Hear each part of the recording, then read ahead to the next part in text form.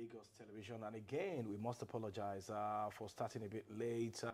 For this side of the conversation, we had some challenges far beyond our control, but now we are back and we are ready to engage you on the topic for today, which is Nigeria's democracy and relevance of youth.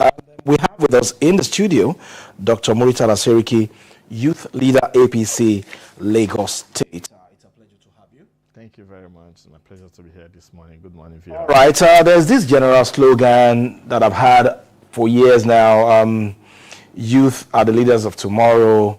Youth are the leaders of these and that. And then before President Bola Ahmed Tinubu came into power in 2023, he actually promised to give opportunities to youth to also be actively engaged in the business of governing Nigeria. Looking at the composition of Mr. President's cabinet rather, would you say that it's been fair in terms of power sharing and appointment to the leaders of tomorrow? So thank you very much. First, I must correct that impression that is when our leaders want to be deceptive, that's when they come up with youth are the leaders of tomorrow. They have come to realize that the young people of Nigeria have over 72% of the population of Nigerians. So for who are less than 40, and about 60% of Nigerians who are less than 30 years of age. So it tells you that the major population for our country is the young people. So you can't say that in a population where the young people has already it's overshadowing the other demography. You can't say they are the future, they are the leaders of tomorrow. All you can say is that they are also the leaders of today, and they are ready to partner with the present government. And if you want to ask the question you had asked me regarding President Asiwaju Bola Ahmed Tinubu, we know that he's a youth-centric leader, is a youth-centric president. He has set record by also giving us the youngest minister of youth in the history of Nigeria, who became minister at the age of 34, leading our country and all of that. So it tells you, I mean, the idea about whether or not youth are the leaders of tomorrow, I mean, it's not taken anywhere again amongst the young people space, because they have come to realize that, come on, we have the numbers, so, and then we can't choose to wait till tomorrow. We have to start from now. And then, learning the ropes through the elderly ones, and which is what is obtainable now. And if we want to now just oppose it to the current situation of, Mr. President Asiwaju Bola Ahmed Tinubu, right from while he was governor of Lagos, he's been a youth-centric governor. He's been doing all his best possible within his reach, to make sure that young people are well represented. But the question is, are we well represented in this administration? The answer is that we want more, and we would continue to want more of that. We don't want to rely only on youth ministers. We still have a couple of other young individuals that are in the cabinet, and also young people that are also in different appointment positions through the president of our country.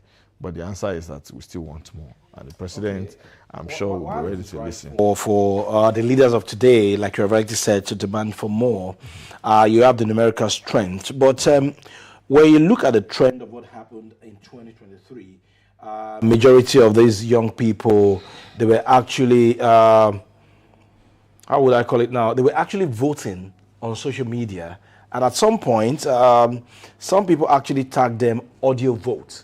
So for people like you, what are you doing as we prepare for another round of elections to actually galvanize the strength in your population to make it more meaningful in 2027 instead of just voting on social media?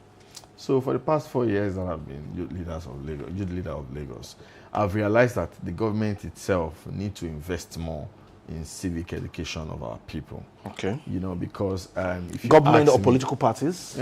Both the government and the political parties need to invest more on civic education. Not that people understand their responsibilities alone, but they also understand what their rights are.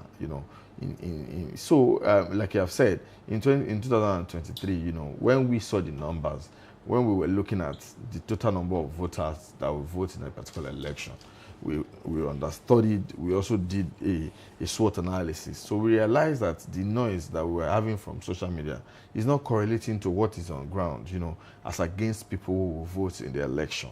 It now makes us realize that some people just sit down on social media and all they think is where the vote is going to count, but forgetting that the vote actually will count in the polls, So there's a need for the government and political parties to continue to educate its citizens on civic responsibilities and civic rights. So on your part as the youth leader in Lagos State, what have you done to change the narrative from what we had in 2023 to 2027, which is the next round of elections in the country, to actually ensure that youth are out in their numbers at the polling unit to actually exercise their franchise? So part of what we have been doing in the past is to educate young people across the length and breadth of Lagos, to inform them that, during the last PVC registration, we were able to mop up about over 87% of young people who didn't have PVC during the last election, went to secondary school, from people who were in SS3 closing to being 18 years of age. When universities across the length and breadth of Lagos, in tertiary institutions, to inform Lagosians reasons why they need to continue to enjoy the dividend of democracy, reason why they need to have their PVC, and it's the only tools that will be needed in the forthcoming election.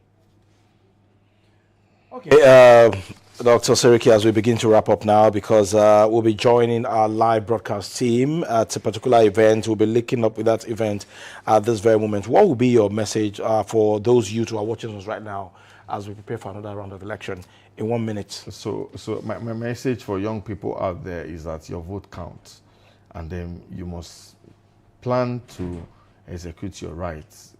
Plan to get your PVC if you haven't. If you have it, please keep it safely. And when the election comes, the only party to vote for who is supporting you, who's been hardworking to make sure Lagos and Nigeria is progressing, is all progressive Congress, and continue to vote for its party. All right. We must thank you very much, Dr. Muritala Seriki, Youth Leader, APC Lagos State, for finding time to be on the program. Thank you very much. So at this moment, we'll be linking up with our outside broadcast team for the official launch of Lagos State Flood Risk Insurance policy. My name is Ajibola Joshola.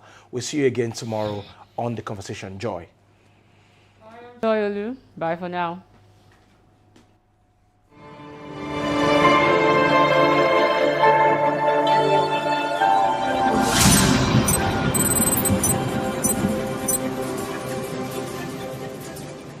As a strength, and this represents why today the administration is moving beyond short-term reactive responses to a more sustainable, forward-looking solution to our issues of flash flooding in Lagos State.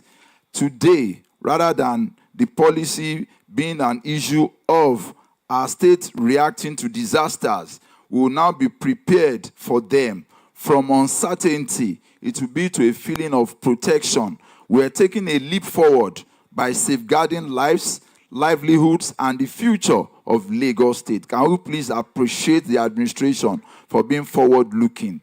Thank you very much. Mr. Governor, sir, ably represented, the country representative of UNDP, all other courtesies duly respected. Let me, with your kind permission, welcome for the welcome address at this event the Honorable Commissioner for Finance, Mr. Abayomi Oluyomi. Please, let's welcome him with a round of applause.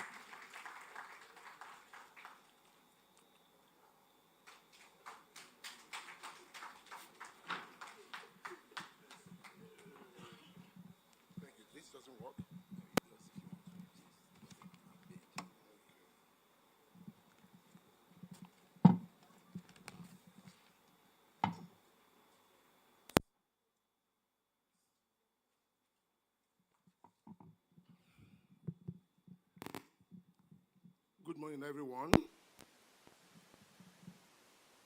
Good morning, everyone. The Governor of Lagos State, Mr. Babajide Olusola Sanwo-Olu, here ably represented by the delectable and beautiful Secretary to the State Government, Barrister Abimbola Salah Hundeyin. Good morning, ma'am. It's nice to have you here. My sister, the Special Advisor to the Lagos State Government on Sustainable Development Goals, Dr. Oroluwafini, I recognize you.